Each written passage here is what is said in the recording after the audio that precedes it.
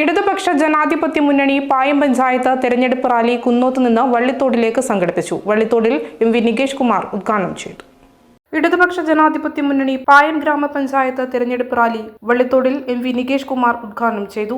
LDF Payam panchayat secretary N Ashokan സ്വാഗതം പറഞ്ഞ ചടങ്ങിൽ ബാബുരാജ് പായം അധ്യക്ഷനായി. Joy Konnakkal, K Sreedharan, MS Amarjith, Sajid, VK Premarajan, Mathew Kunnappilly തുടങ്ങിയവർ പങ്കെടുത്തു.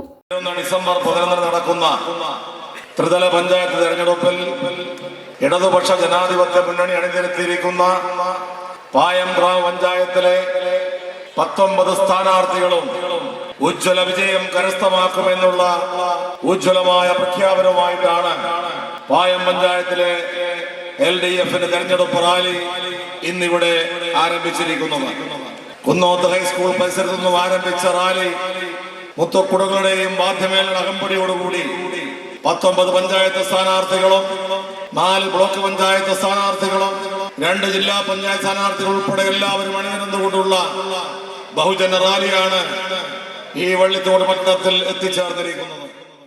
നമ്മുടെ നാട് ആവേശപൂർവം സ്വീകരിച്ചിരിക്കുകയാണ്. മറ്റെല്ലാ തെരഞ്ഞെടുപ്പുകളിൽ നിന്നും വ്യത്യസ്തമായി ത്രിതല പഞ്ചായത്ത് തെരഞ്ഞെടുപ്പ് ജനങ്ങളുടെ ഉത്സവമാണ്.